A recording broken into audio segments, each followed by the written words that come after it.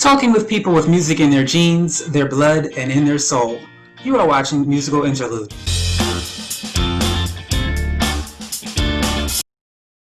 Hi, it's time for another episode of Musical Interludes. We have our first hip hop artist with us today. Let's get started with our interview. So, what was your earliest memory of you beginning to recognize that music was the industry you were going to work in?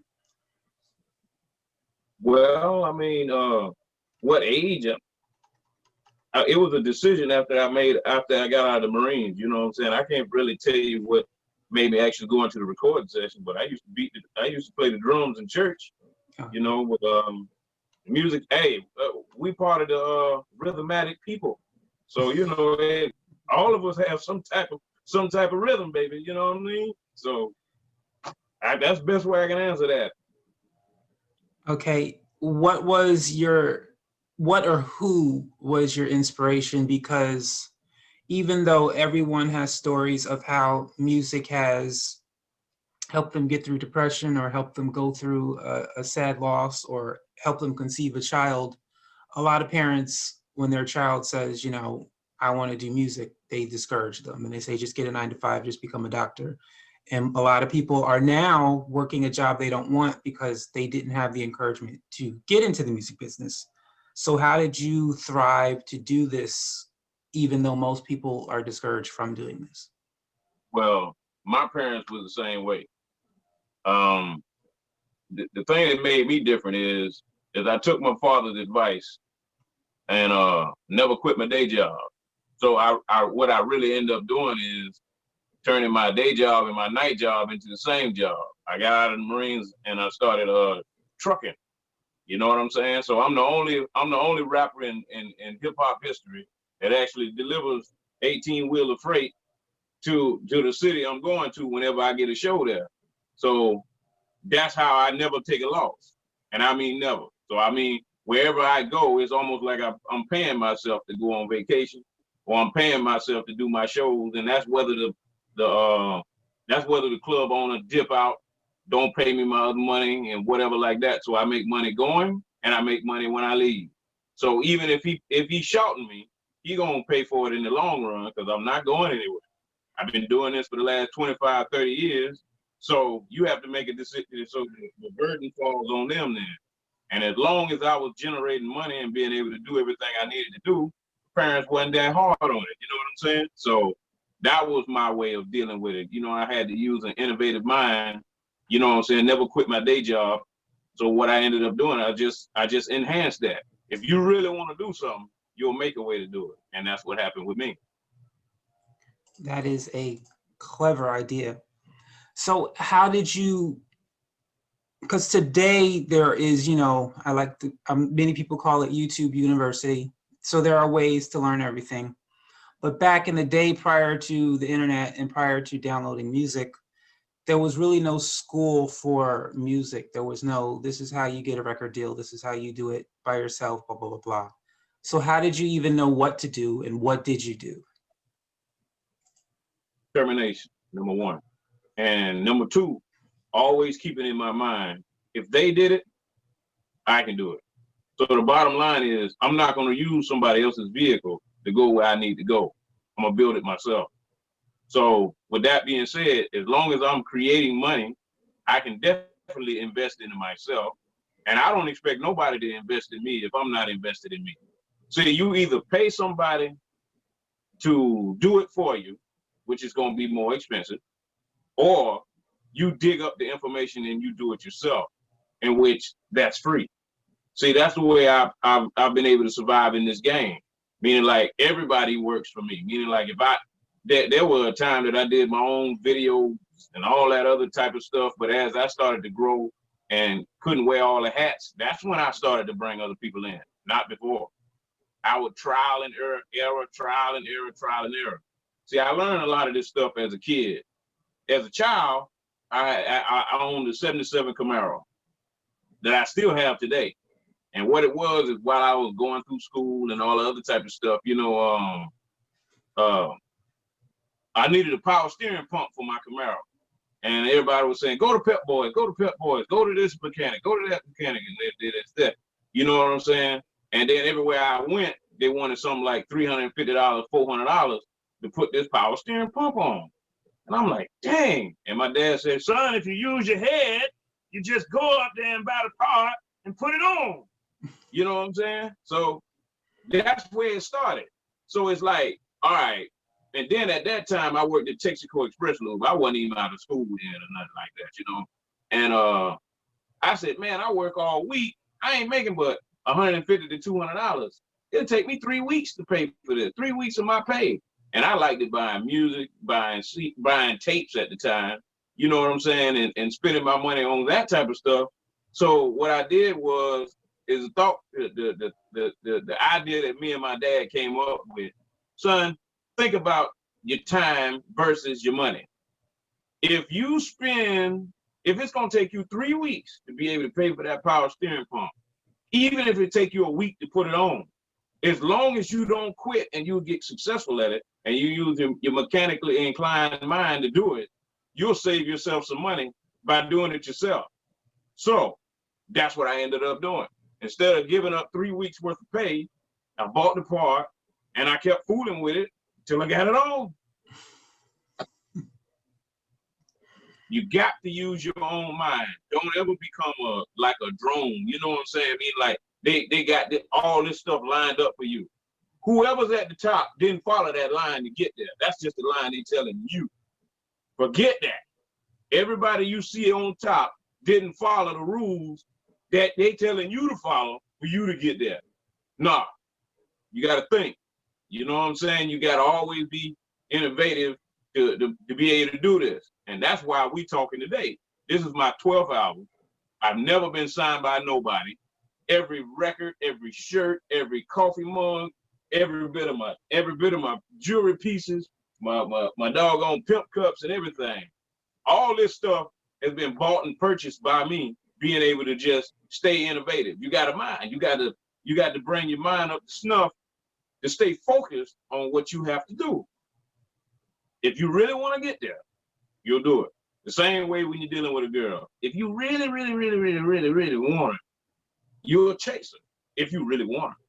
But once you learn that you are the most important, integral part in your world, you won't chase her at all. You'll go and do what you need to do for yourself. And I trust you. Trust you and me.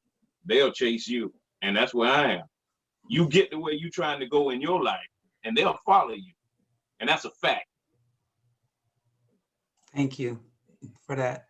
So your latest single, I believe they sent me that in the email. Does every one of your songs, well, I'm pretty sure every song has its own conception story. So what was the conception, the inspiration behind this latest single that you have put out?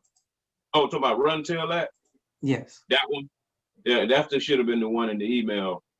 Well, what it is like, I was working with Benzino, and Benzino had a show, and he was already in town, and I was like, well, you know, I'll mix up with him, you know what I'm saying, break some bread with him, and then, you know what I'm saying, we'll get this track. A lot of times, see, by me being in the industry and know the back ways to do this stuff, you can save yourself a lot of money and a lot of headache, but you build your little nest egg the way you be able to pay for the things you need when it's time.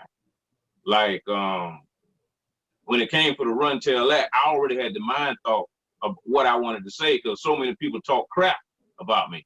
You know what I'm saying? Because like when people talk a whole lot of crap about you, this and that, you know what I'm saying? They'll pass all the bad, but they won't pass no good. So that was the whole thought pattern behind Run Tell That. And Benzino was happy to work with it because of that.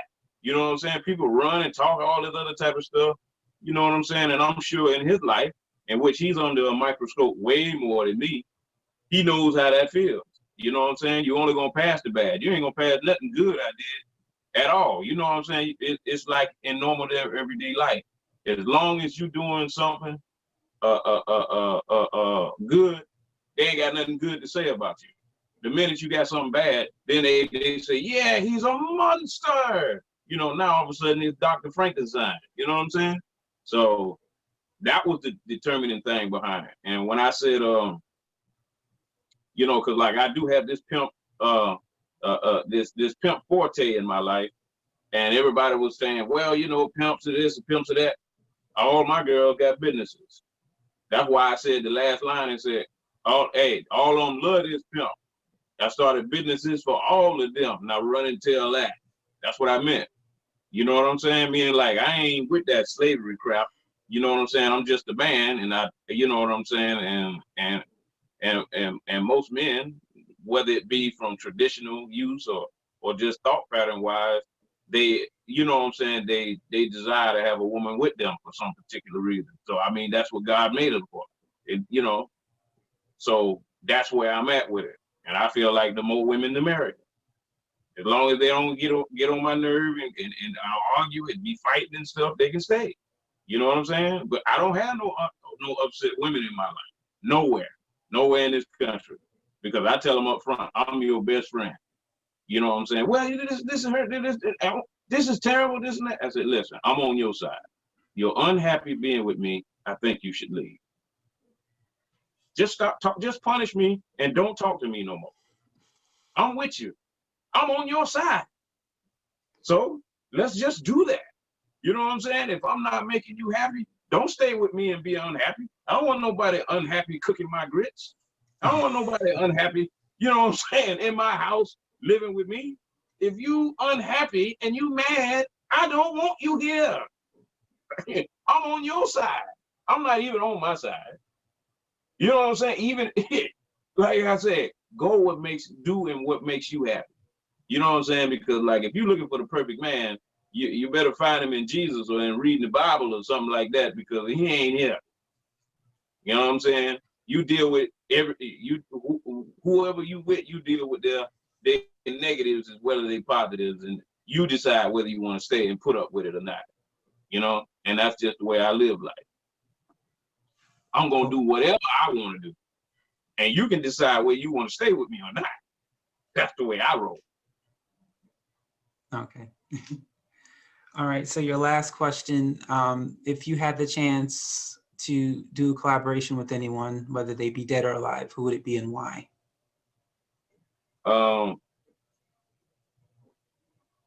Well, most of the time I get who I want eventually. Okay. I get whoever I want eventually. You know what I'm saying? It may not be right then, the moment might, you know what I'm saying? It have to be a good deal. You know, it has to be in my price budget, the way I feel comfortable paying or working with it. You know what I'm saying? But I truly enjoy the people that do music with me, that want to do it with me. Now, I enjoy those people. You know what I'm saying? Especially they gonna work just as hard as I to move the track as they are. You know what I'm saying? I don't ever want it to be, all right, well, it's your song. You own your own. I don't want to do relationships like that. And most of the people I do music with, it ain't like that. Then that goes from the chat, Benzino, Cocaine from out there on the West Coast, Mr. Smith, Money, a young rapper coming up out of Columbia, or whatever. Meaning like we talk about all this type of stuff. You know what I'm saying? If I have a relationship with you, not saying I'm not gonna pay them, because I pay everybody. I want everybody to have what they need for them to survive, because this is their job. You know what I'm saying? I would never ask Project Pat to do a free song for me. I would never ask LeChat to do a free song with me, or Benzino, or anybody. You know what I'm saying? I'll just have to get the money, then get the breaking bread. Period. No matter what the number is, if I truly want to deal with you, I'll get that money up, or I'll work out something the way it commences. That's Natalac, the Marine. That's nice. I like that.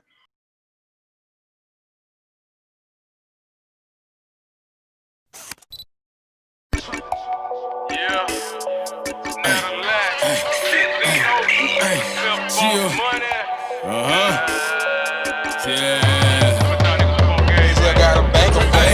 Run it till that, run it till that, run it till that, run it till that. run it till that, run it till that, run it till that, run it till that. How we make that paper stack, bitches ass clap. In and out the trap, in and out the trap. How we make that paper stack, bitches ass clap. Run it till that, run it till that. Bad news, need no special stamp to ensure prompt delivery. You're talking about a G. Thank you for watching. That is all for the musical interlude today. I would like to thank our guest, Natalac, and of course, I'd like to thank you, the audience, for watching.